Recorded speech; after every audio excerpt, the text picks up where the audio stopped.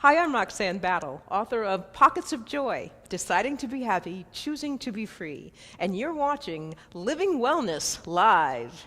Hi, I'm Phil Luchin. I'm the owner of Pour Wine Bar and Bistro, Pour Bottle Shop, Drake O'Neill's Irish American Pub. You're watching Living Wellness Live. I'm Ashley Darkenwald. And I'm Christina Zaczkowski. And you're watching Living Wellness Live.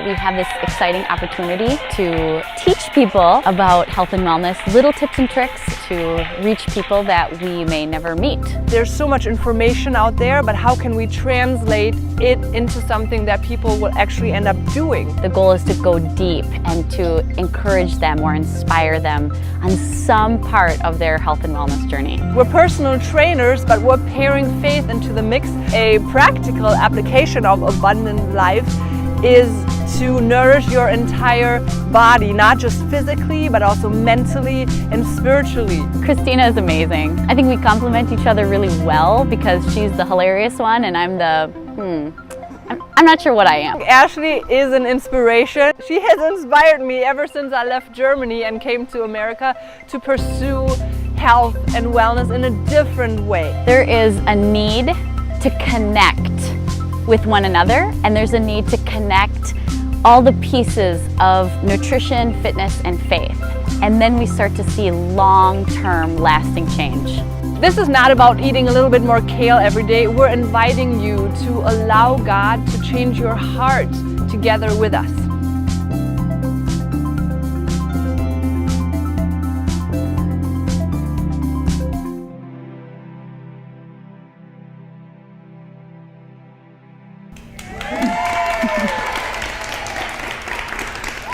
Christina, do you have some good news for us? I sure do. Like basically everybody is doing a study on the positive effects of gratefulness, gratitude these days, that the Mayo Clinic had to publish its own book on it. It's called The Mayo Clinic's Guide to Happiness. In that book, you will be encouraged to cultivate a lifestyle of gratitude, to carry on an attitude of gratitude, because those health benefits are so exciting. What are some of the benefits? I sure should mention some. So, grateful people, no, I know it, because grateful people, they're less likely to get sick. They are recovering faster should they get sick, so it's not 100% foolproof, but if you start when you're sick to become grateful, you should recover faster. So are you grateful for the cough? Grateful for the... Figure it out. Okay, When you're okay. in a sickness situation, we'll ask Roxane about it, because Perfect. when we met her, her foot was broken and she could not wear her And her now it's heels. healed. All better. So Something must have worked. There's something there. And also, grateful people sleep better and have overall a happier life. So one of the suggestions is to get out a gratefulness journal, which, by the way, Roxane has here tonight for you. And that's not planned by any chance. And to start to get into a routine and habit of thinking about what you're grateful for, so it becomes your default setting. So it's probably, you know, when you start out and you're not so used to being grateful, you're like, what am I grateful for? Well, I suppose my husband. And We're grateful for him this evening. yeah, I suppose.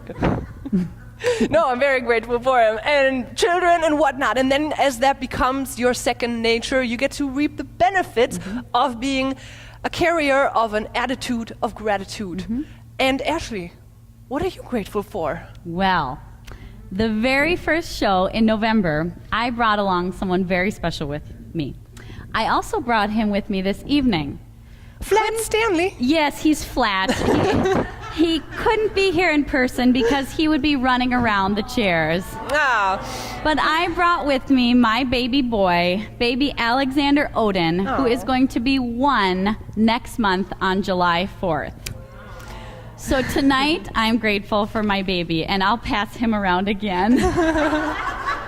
He's just so cute. everybody should take a look at him. Everyone should take a look at him. He does. He does look like his But in grandma. addition to my baby, I have some good news as well. Yeah. So there is a new study out of Finland that talks about fitness. And it turns out that people who practice HIIT training, which is high intensity interval training, they have a higher rate of endorphins than people who are doing low to moderate intensity exercise. So, first of all, we should clarify, Finland, where is that in America? I was never very good at geography. Okay, I'm fairly certain it's in Europe. Did I say a new study in America? No, I'm just saying. Okay. Finland, Finland. not located in the United States. Yes, but they're talking about HIIT training. Yes, and so you're saying when you have to sweat a lot, then you get more out of it? When the intensity is higher, absolutely. The endorphins go up. But the benefits are not only good for your physical body, but it's also good for your emotional and spiritual health as well. So people who practice exercise have lower levels of anxiety and depression, and again, overall joy is increased. Oh my goodness, do you feel like we just solved like 2/3 of the world's problems? Yes, it's called exercise. And being grateful for exercise. And being grateful and eating good food. See, that's all you got to do is come to our show and we'll show you how to, Solved. Solved. The problem is solved. All right. Well, so we have told you a little bit about our good news. Yes. That concludes our good news segment. Let me introduce to you our first guest. I'm so excited about her, Jennifer Menk. So let me tell you about her bio.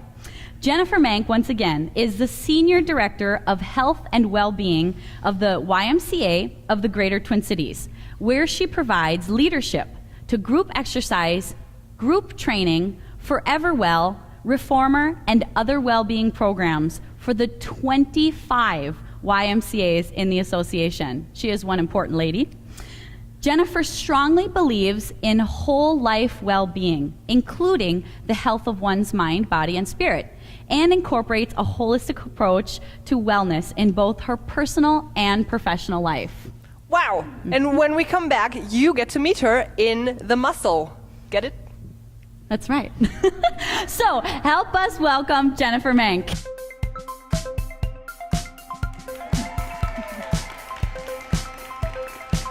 Welcome back. I have Jennifer Menk with me, and we're going to chat before we start to work out. Maybe we get to even chat a little bit longer so we don't have to work out. I don't know about Boo! that. I said boo if necessary. Okay, that was a good one.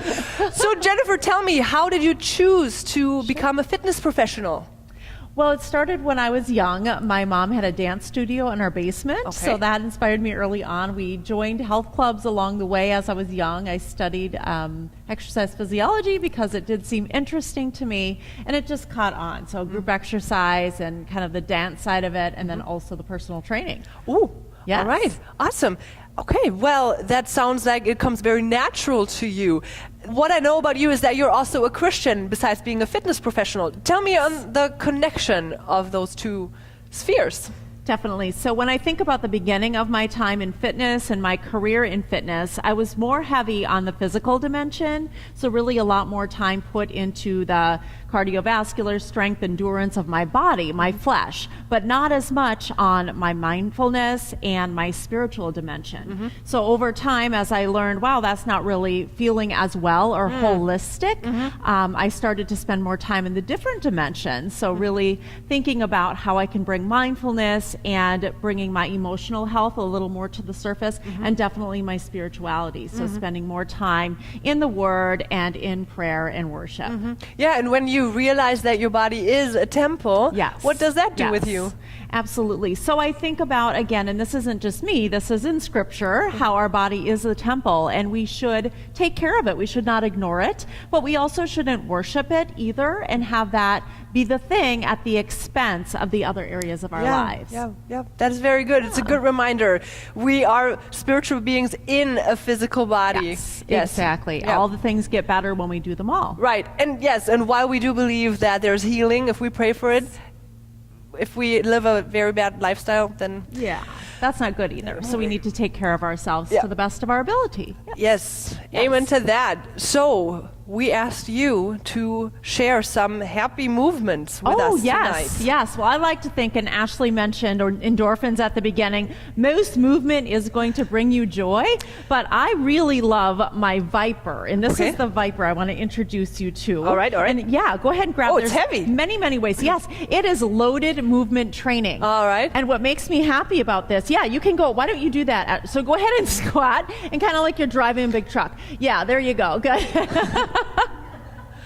Now you have high heels on, but could you bring it up above your head and do a little front lunge with it? Oh, and yeah. just notice, So this is like life. I like it because, and I don't recommend this in heels, but she's doing very well. It's possible. But it's more like real life activities, right? Because we don't move always in one line or one way. So now try twisting it. Maybe row. Oh yes, she just reached for something on a top shelf. Exactly.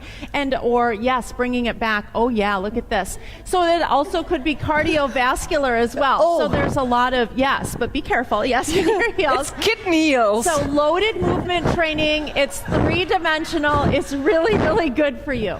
So doesn't that make you happy? It does. Damn it's so good. It's so she is like never been happier. Look at her. Never been happier. The other thing that really can ground us and also bring joy, and I love how we were talking about gratefulness. Yeah. If we can bring more gratefulness and humility into the world, I really believe we'll all be happier and in a better place. So I like humble warrior. So if we take a nice strong stance here, dropping that back heel, and now bring your arms behind you and open up your heart for me. Lengthen, good. And now just exhale and bow forward inside of your front knee.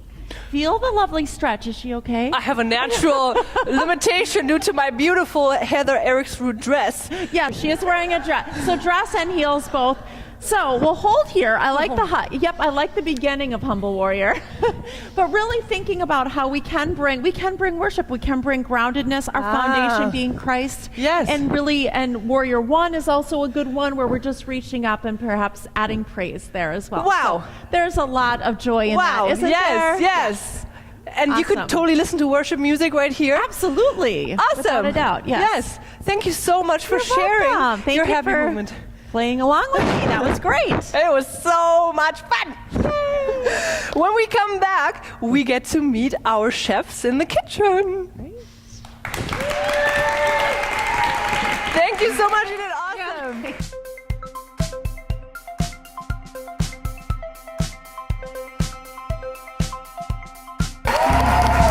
So magical. Another shot. Welcome back. We're excited to host you in the Living Wellness Kitchen. Our guests, Phil and Jacob, here are some more information about them. Phil grew up in Brooklyn Center and knew from a young age he wanted to have his own restaurant. I wonder how that turned out. He attended UV Stout for hospitality management and is classically trained as a chef. Jacob will be preparing his cornbread waffle that is a vegan and gluten-free base. They use chia seed as a substitute for the eggs, which are filled with healthy fats and fiber, and a smoothie bowl with house-made gluten-free granola. Very healthy. Awesome. So, owner of Poor and Drake O'Neill's Irish American Pub. Correct. Hello. Hello, how did you Welcome, end up in the... This is not on, is it? No. You would know. I thought she was on fire there. You for have a to say, moment. you can't stand the heat in the I'm kitchen. not feeling anything. I don't know what happened. How did you end up in the restaurant business? I just started cooking at a young age and really enjoyed seeing the pleasure in people's faces as they ate the food. And so that instant gratification every time someone ate your food. So it was addictive, and I kept on doing it all the time, and worked for a lot of corporations, but finally decided to do my own restaurant, and it's incredibly rewarding. Yes. Yeah. So would you say that there's joy in the kitchen for you? Absolutely, there's joy. Yeah. There's joy. There's joy in the faces Yes. of the customers eating your food. Yes. That's where the joy comes. I think I can say confidently I've been in your restaurant maybe 7 dozen times. In the last week. No, I'm just kidding. Last week, yeah. I do supposed to enjoy say his that. restaurant, and there is absolutely an atmosphere of joy when you walk in, and we really love that Good having you in food, this good people. community. Yeah, Yes, absolutely. yes. Yeah. Yeah, it's good. So what's going to happen here today? Well, so as we mentioned, at the Pour Wine Bar in both Otsego and Champlin, we're doing a brunch on Sunday, and we wanted to include some healthy options. My daughter Madison is 100% vegan, and she manages the operation in Champlin, and so this is kind of the motivation behind some of the items that are on our menu for Sunday brunch.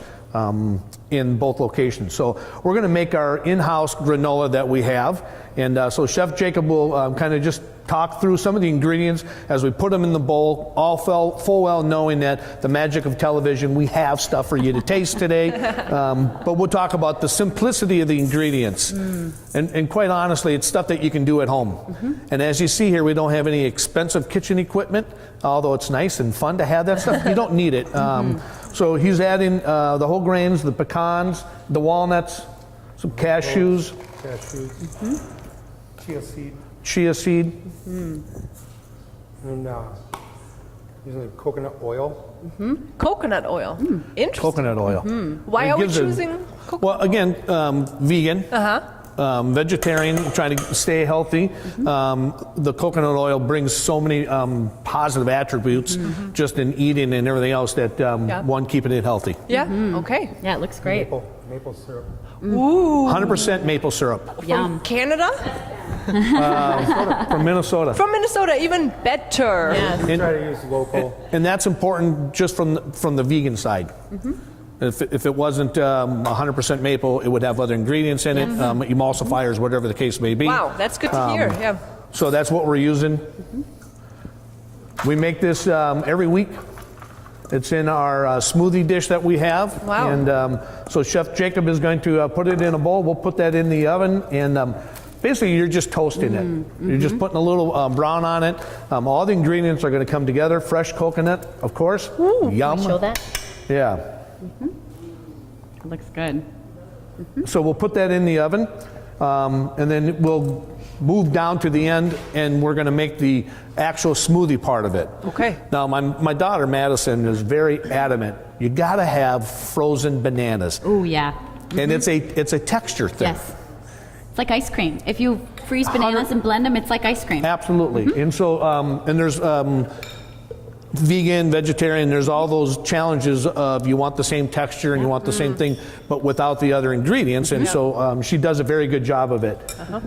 I must say that she cooks phenomenally, and because she cooks all her own food, and so my commitment is to her is to continue to make stuff that we sell at the restaurant. She must So get it from her dad. yeah, she's really good at it. Almond milk. So again, fresh. We got a triple berries, frozen triple berry mixture in there. Strawberries, blueberries, blackberries. It's beautiful. Frozen bananas, of course. We're gonna blend it. You'll hear some noise. It's frozen. It's not too bad. It's not bad at all. Not bad at all. I've heard louder. Yes, me too. Again, this is on our recipe or on our menu at the restaurant, both the wine bars. Currently, we're not doing breakfast at the Irish pub. Soon, though. And Phil he has shared with us that he is going to share the recipes. Yeah, so Some of the recipes on our blog. So be sure to check out our send blog. the recipes for the granola mix and for the smoothie, and then we'll also, when we get ready to do the waffle, we'll do the same as well. Yes, and if you know anything about restaurants, they rarely share their recipes. So this is pretty special that they're doing that. So the blog is LWGG. Jacob. I think that was on purpose. That's how he's doing the whole share the recipe. See, that's how's that recipe going again, Jacob? He didn't want to share them, let me tell you. I'm telling you. You didn't hear that special ingredient we just said? LWGG.org. I got it. Okay, you can finish now, Jacob. Now, is he doing this right? Did he go to school to be a mixer too, or can anyone do the mixer? Well, you have to know the texture that you're looking for. Okay. Do you have to go to school to learn that? Not necessarily. Okay. We're definitely not utilizing Jacob's skills here today, I see. but I also wanted to be able to talk and have him. Yes. Because if I was doing that, I'd be buzzing every time somebody asked me a question. So again, it's a texture thing, and if you're a smoothie fan and stuff, it really is about a texture. You don't want it runny, you don't want it soupy or anything else like that. So Jacob's going to go ahead and start putting that. Well, maybe let's talk about the waffle. Yeah. Let's talk about the waffle. We'd love to talk about the waffle. So how do you do a waffle that's vegan? It's complicated. Sounds like the beginning of a joke. So, right? Yeah. Well, Yeah, two waffles walk into a Two bar. waffles, yeah. And one comes out vegan. I don't know. Exactly. One hooks up with an egg and the other doesn't. You know? Now you know why it's an adult show.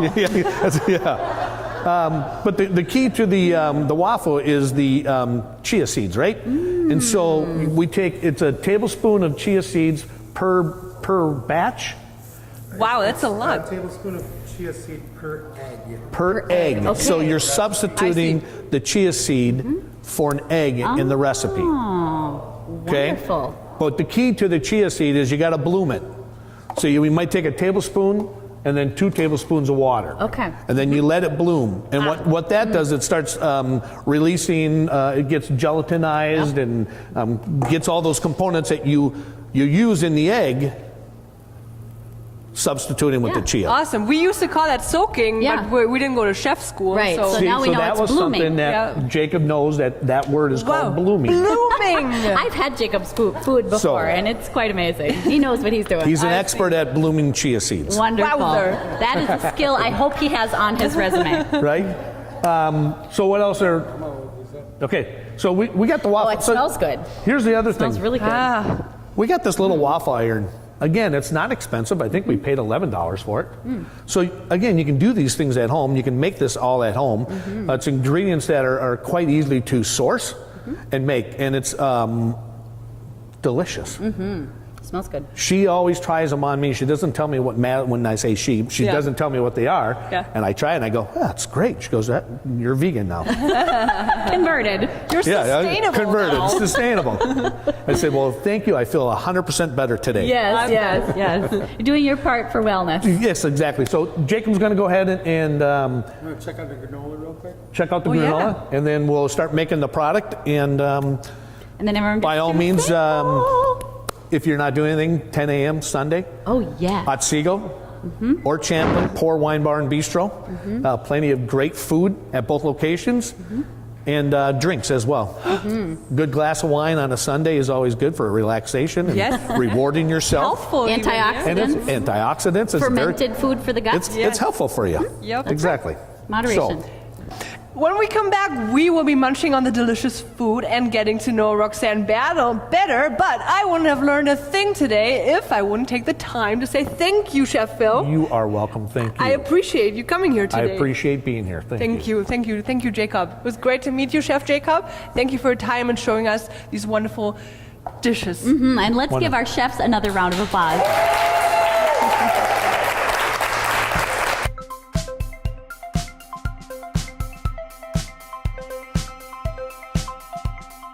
I'm excited to introduce our third guest, Roxane Battle. Let me share a little bit more about Roxane. Roxane Battle is a veteran TV journalist, award-winning author, and mom. Her memoir, Pockets of Joy, published nationally in 2017, became an Amazon bestseller in 3 categories. Following a successful television career, most notably as an anchor and reporter at the Minneapolis NBC affiliate KARE 11, Roxane then worked for a faith-based nonprofit implementing several key programs specifically aimed at empowering women and children.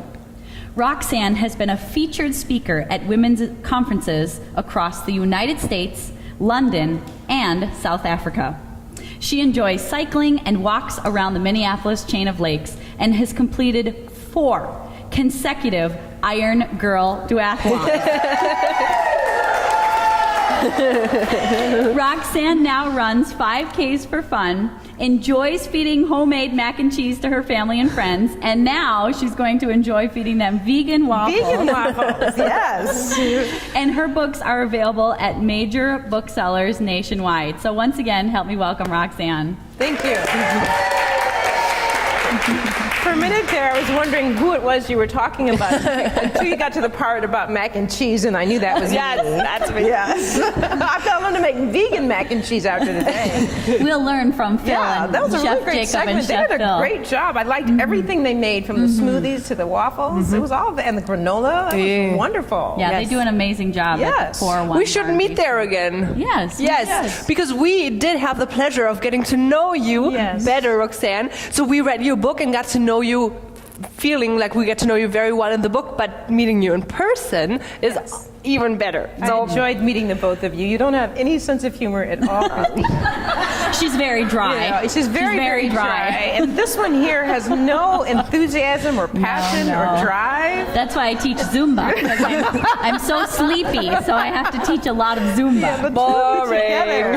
The two of you together are delightful, really. You bring me lots of joy. Thank you. There we go. Thank you. So we have already said that you are a TV personality, and so most of us could probably not relate necessarily to that kind of a lifestyle, and yet you were, when the stories of the book take place, a young mother to a boy, and a single mom at that as well. Divorced single mom. Yes. So my very first question to you is, because of the thread that we can see throughout the book, that you have very strong convictions, and you make your choices based out of those convictions, and I feel like your convictions make your story so relatable, so that anyone can read it and be like, oh, I can learn a thing or two from that.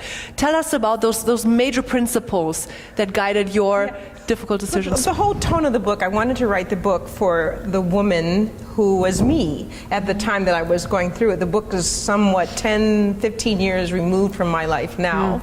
And so I wanted to go back and write a book for someone who was going through what I was going through at that time and who could relate to it. I was a divorced single mom on television trying to keep my mascara from running on the 5 o'clock news while I was putting my life back together, learning to be a mom, this wonderful new job I had, and then putting my life back together. And how do you do that? By looking for those pockets of joy in life, for those what I call moments where you feel like everything's going to be okay just for a moment. And a lot of what undergirded all of that was my faith, was my belief that if I just got up in the morning and put one foot in front of the other, it would be okay. And when you're at your greatest moments of despair, you know, when we look at resilience in life, those people who come through resilience are those people who have some sort of foundational belief that's unwavering. And for me, it was my faith, my belief in God, my Christianity, the things that I had learned as you learn about me in the book, read about me in the book. I've gone to church since I was in, you know, my mother's belly, really. And I grew up as a lifelong Christian, and so a lot of those principles were embedded into me. But at the same time, Christina, I didn't want to preach or proselytize or pummel people over the head. Certainly didn't. Life is hard enough already without people telling you what you should do and why aren't you doing this. And so I was very careful in the tone of the book to say, you know what, this is what happened to me. And this is how I dealt with it. So, you know, and it was partially my journalism training where it's, you know, you present a story and then you let the viewer decide. I presented my case. I presented my story very transparently, very authentically, very truthfully, and then let the reader decide about, you know, the decisions that I made may not be the right decisions for her, but they were the right decisions for me. But the underpinning of it all was a scripture, really, that when I sign my books, I always sign it, and it's Psalm 16:11, which says, "In your presence there is joy forever and pleasure forevermore," which basically says, in the presence of the Lord there is fullness of joy. And He came that we would have abundance in our life, that we would have joy abundantly. And if there was one thing that I believed when I was going through my difficult moment, is that I was created for joy. My Creator created joy. And so I'm going to put one foot in front of the other and find it. And I believe I did. That's very encouraging to hear. And I believe one other thing that sets you apart from people that are struggling is you had your mind so set on your very first priority in life, that you were a mom first before you were a TV career-oriented person, and how everything just kind of fell into place as you made decisions, as you passed on jobs that would have been so much better for you, that everybody else would have taken, but because you chose to be a mom and give your life, your son that life. Well, I had a broken marriage, and I say in the first chapter of the book that the book isn't about disparaging my former spouse, or it's not about extolling the sort of details of why the marriage ended. People write books about that every day. What I wanted to do was write a book about how I picked up the pieces and how he and I co-parented successfully despite our adult issues, and so that the kid wouldn't have to sort of pay for it, right? And that was very, very hard, but I believe very, very necessary, because I wanted to, as you alluded to, Christina, I really wanted to do a good job at being a mom. And so all of the decisions that from my career, from my relationship with my ex-husband, to where I lived, were based on how is this going to affect me, my ability to parent this child. For example, I don't know if I wrote about it in the book, but at the time of the marriage ended, my son was 11 months old, and so I went to find a new place to live. And what I did was, when I landed the job at CARE, I picked a preschool that was a mile from the station, and I picked a home where I could live, which was a mile from the station, in the opposite direction, so that our nucleus and our church was a mile from so there was like northwest, it was all right there. So if there was an emergency, I could get to the school, and there was. If there was an emergency, I could get to home, and I did. And so that, because I knew I was going to be doing it by myself, and so I knew that I needed to stack the deck in my favor. What I found was I did create a village. There were lots of other moms that came. Nobody does this alone. And then when I write another book, that's probably going to be a big, huge chapter, is don't try to do this alone. And so there were people at the station that helped me, my family, my parents, other moms, and we made it through. Truly, this is a really excellent book, and we talked about how much we enjoyed reading, and we just have notes and pages and highlights. And mine's even coming apart at the seams. Oh no, I'll have to get you a new one. Oh no. This is wonderful. I took it outside with me and took it in my hammock, and you have principles in here. You talk about 7 principles for kind of finding joy. 7 steps to joy. And so I read those and I loved them. One of them that you talked about surprised me, and I'd like you to talk about, I haven't heard this before, because I do a lot of reading and I really enjoy, I've heard of some of them, and your book certainly brought them in a fresh light. Yielding was one of the 7 steps to joy, and that stopped me, and so I'd like to hear more from you. Just tell me about yielding and how that leads to joy. What is it? And that came out of a message that I delivered in front of a women's group. The message was talking about work-life balance and how to be more happy in the day-to-day. And I came up with the term yielding. I actually put up on my PowerPoint the yield sign in traffic, because what do you do when you see the yield sign in traffic? You pause and you let the other vehicle pass, and then you go, and everybody's okay. So I thought, what a universal principle for life, that we don't always have to get our way. If we yield, and I tell the story about a friend of mine whose mother-in-law came to live with her, and they were just at heads all the time because the mother-in-law liked Tide and the daughter-in-law liked Clorox, whatever. And she's like, why are you so brand loyal? And then she has an epiphany one day, says, wait a minute, why am I so brand loyal? So she goes and she buys Tide for her mom, and here you go, Mom, there's Tide, and there's the mayonnaise that you like, and there's the chicken that you liked, all the things that you liked, there they are.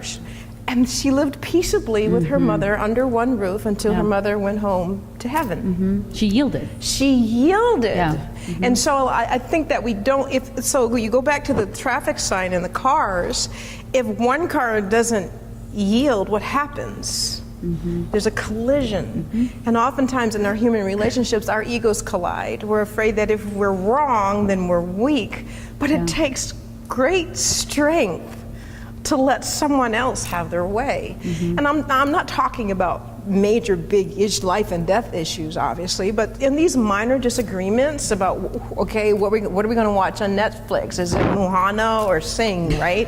Whatever, right? Are we going to, right? You know, are we going to eat pizza or spaghetti, right? Those small little things that you just, you know, so what if they took the freeway instead of the back road to get to wherever we're going, as long as you got there, because at the end of the day, the objective is peace, and peace is joy. Yeah.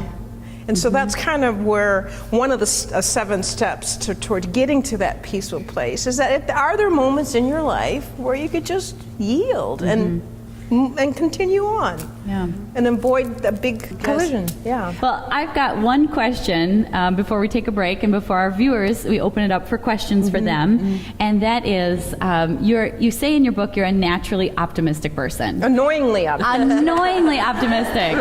And so I just imagine that joy must come so much easier for you than someone who is maybe a realist or a pessimist. Yes. So Yes. what do you say to that person who just feels like they try, they want to be, but joy maybe just doesn't come as easy for them? That's an awesome question, and I appreciate you asking it. And you know, talking to people and going on the book tour and speaking and signing books and having people come up to the table, I hear that. I hear that. It's just hard for me. And you know, you said earlier in your intro that in the last couple of years, last 10 years, this whole science of happiness, this whole study of being happy has really come to the forefront. And so I've just been reading volumes of material on this. And one of the things that I found is that at the University of California, Riverside, both Yale and Harvard have classes on joy, and you can't get into them, right? You can't get, the classes are always overbooked. Both Yale and Harvard are teaching their students about joy, so that tells you something right there. Yep. And part of one of the courses at Yale that cites a psychologist at the University of California, Riverside, who says this, that when it comes to happiness in life, 50% of it is genetic. Whoa. 50% of it is, she believes, is genetic, that we're wired for optimism, or not. And I believe for sure, gosh, yes, me, absolutely. Okay. 10% of it is our circumstances. So what's the other 40%? Our thoughts.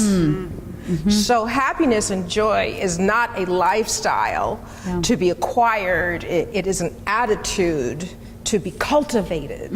Okay, so for me, I know for sure I'm way on that 50%, that 60%, 70% optimism. I know that. So I don't have that far to go to get to a happy place. Yep. For somebody who's on the lower end of the scale, that 10%, that 20%, Christina. that right? You're gonna. So this is my answer to your question. If pessimism is plagues you, and if it's hard, and then we all struggle with depression in some level, one in 8, right? We all have it. You're gonna have to work a little harder at it. But I believe in my soul that happiness can be found, and it can be cultivated. We just have to go out there and find it. Yeah. That's why the title "Pockets of Joy" is beautiful. That's right. Because you go out with the pocket. I mean, right, with a little, and it just could be just a little itty bitty little something like my chia pet waffle. no, it's vegan. No pets in there. PETA is going to call us, and they are going to complain about your pet waffle. No, it's a chia seed waffle. But it was really good, and I learned something today, right? So that made me happy. Oh, it was very delicious. It made us all happy, right? It made us all happy. And it starts with our thoughts. So when we think of it as a chia pet waffle, it's just naturally more joyful. Right. So let's be sure to not eat our pets. Definitely. Yes. But instead, chia seeds. Yes. Bloomed. And when you're looking for that pocket of joy, you have to know that you have to reach into it. You have to reach into it. You have to, and you've got to go out looking for it. You talked about gratitude earlier. Science, neurologists have proven that practicing gratitude changes the brain, and the more you practice gratitude, the more things you find to be grateful for, and the happier you become. That is a proven fact, which is why I created the Pockets of Joy Journal, which is my take on a gratitude journal. 28 scriptures, all talking about joy. right? A place to hashtag each day. Ashley and Christina, hashtag. Right? I know. And then in the Hashtag back, there's a awesome. little pocket, like the ticket receipt or a restaurant receipt when you go to the restaurant and have the waffles, right? You put all that in here, and all your happy memories are one place. So you look back on it when you're having a rough day, and remind yourself that happiness can be found. Yeah. When we come back, we will face the questions from Facebook, and I kind of hope they don't have questions because that means we can ask more questions. But we'll be okay. So do ask questions now if you have any questions.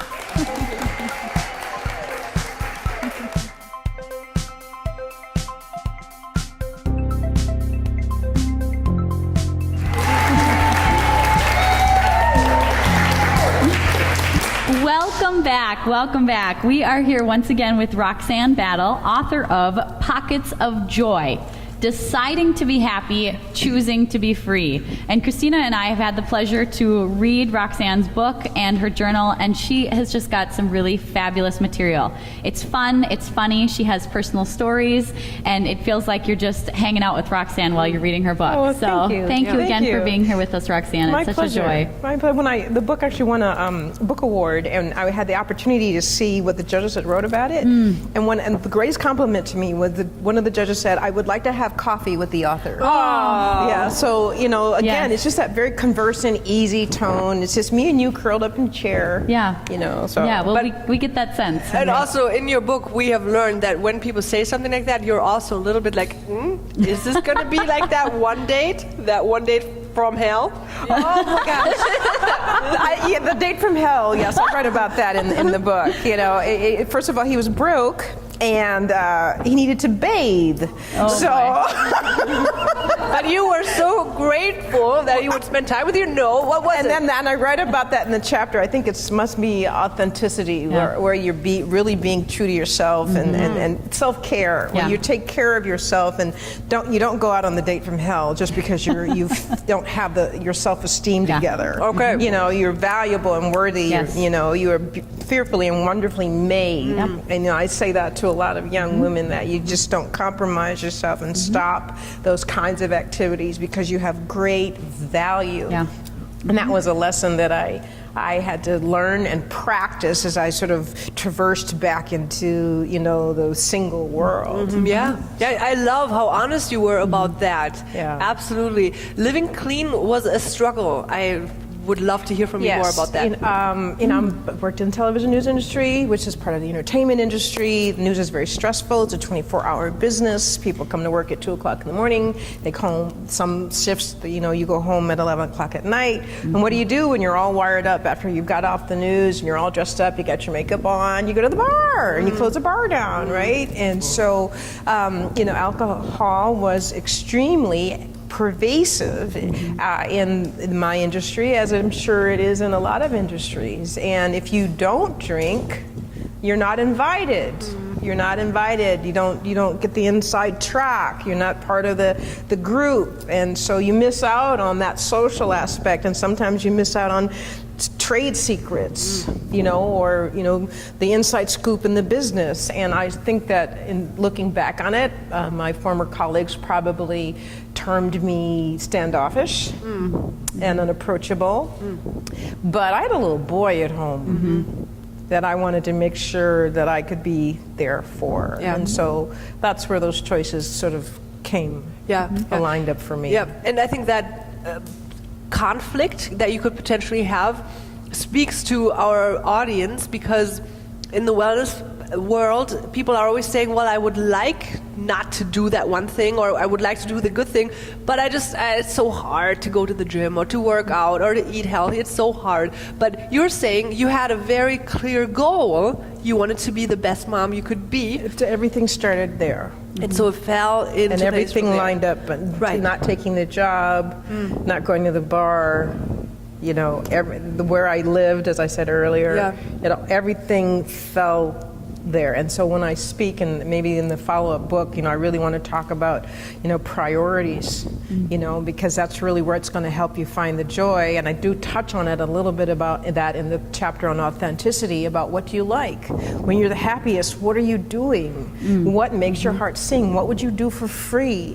That tells you what brings you, when the answers to those questions will bring you joy. And then the second part of that is have the courage to stick to it, which isn't always easy in life.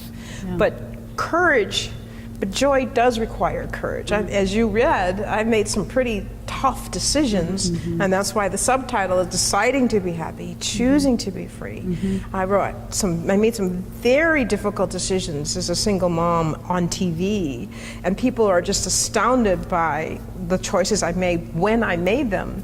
But it all worked out for me. And my faith, and my faith is what sort of empowered my courage, because the scriptures tell us that God will never leave us or forsake us. And I believe that to my core as I put one step in front of the other. Yeah. Take the next best step. Take the next best step. Next best step. Yeah, I like that. Yeah. That's good. Well, one of our guests is Phil, who owns the wine bar and bistro in Otsego. Who made the waffle? Yes, the waffle, and now we've got the smoothie up here, and it's amazing. So when you talk about choices, is there a possibility for balance there? I mean, can you enjoy going to the wine bar and bistro and still live a normal life? Do we have to live in these extremes, or where do we find the balance in our life choices? Oh, absolutely, there's balance. With everything there Do you is. drink wine now? I do drink wine. I absolutely love wine. Yeah, when I was traveling in South Africa, I discovered this wine called Malbec. It's a combination of the most deepest, fruitiest, juiciest red grapes, and so I'm on the hunt for that. But do I drink the entire bottle? No. Yeah.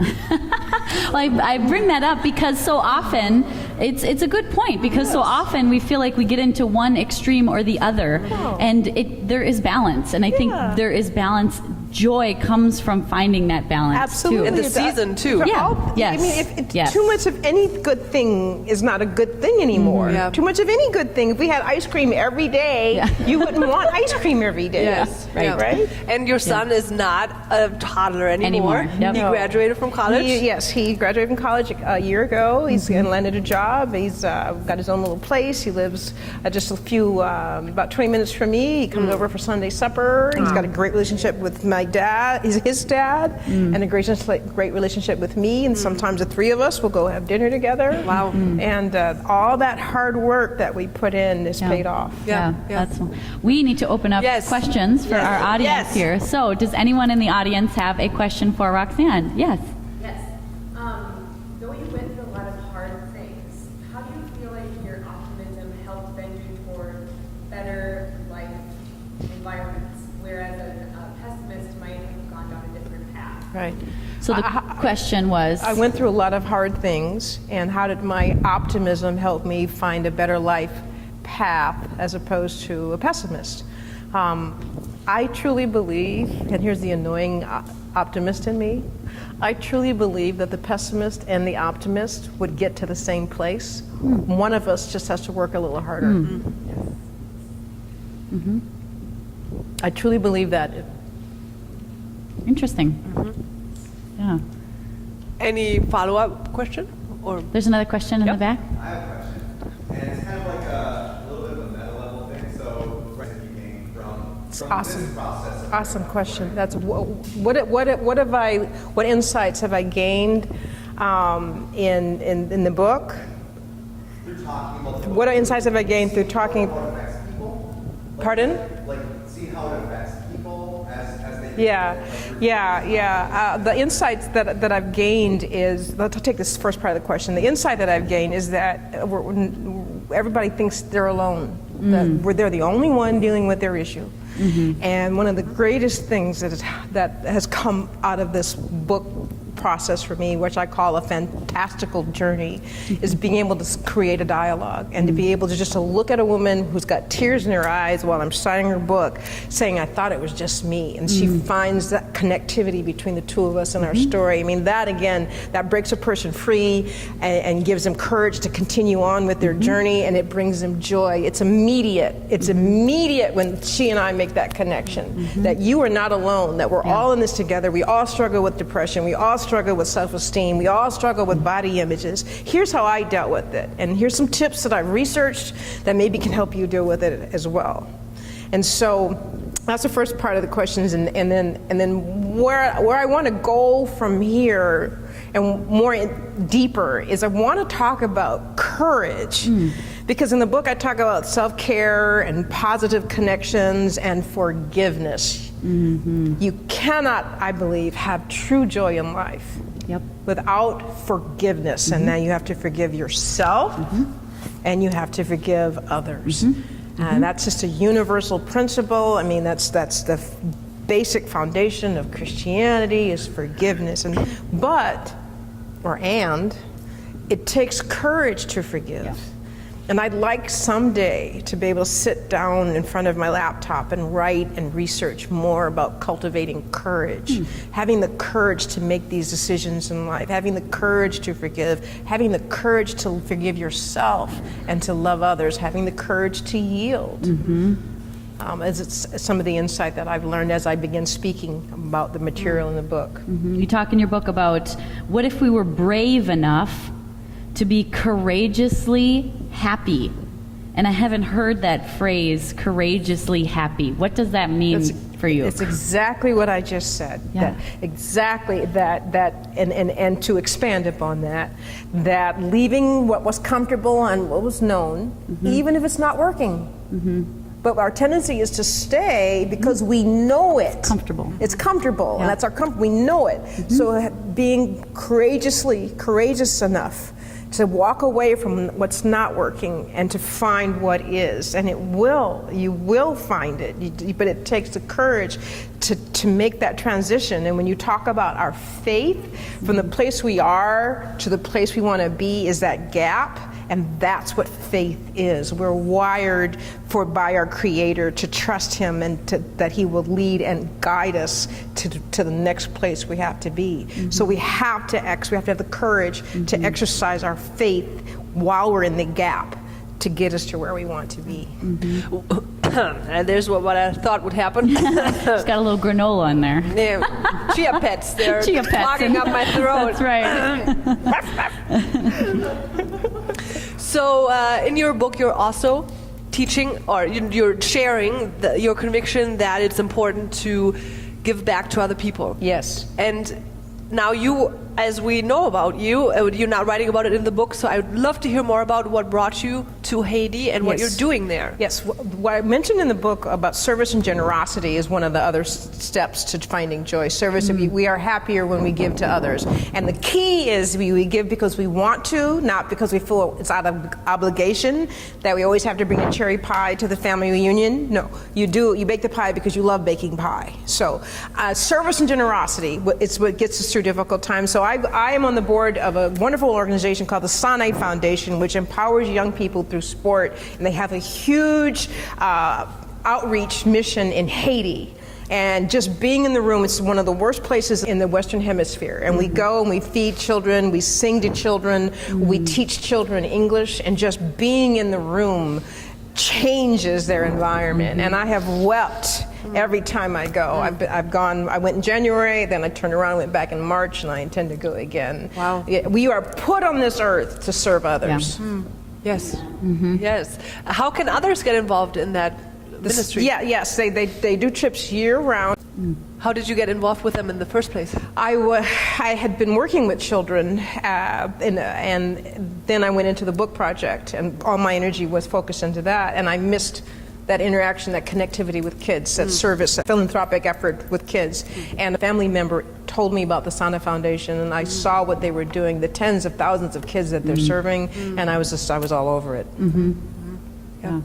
Sounds like an amazing project, and what a life-changing experience to get to go. I think when I was at my lowest of low, and that I think when I poured into my son, I think that when I gave to others, when I opened up my home to other children, when I gave, it helped me to be sort of spiral upward and find that joy. We get out of ourselves. When I got out of me and what I was going going through, and I looked at how, even though I don't have anything, what can I give? Yes. You know, if it's just inviting little kids over and open my living room floor up and have them do a sleepover and then have them giggle and laugh, and their moms would come in the morning and we'd sit and have coffee before they all went. And then now they're adult and they told you that those were the favorite memories of the summer. Those little boys, they said that the times that we opened up our home and had the little cookouts or roasted the weenies or did the little sleepovers or birthday parties, they said that was some of the fondest memories of their childhood. Wow. And you never knew that when you were doing it.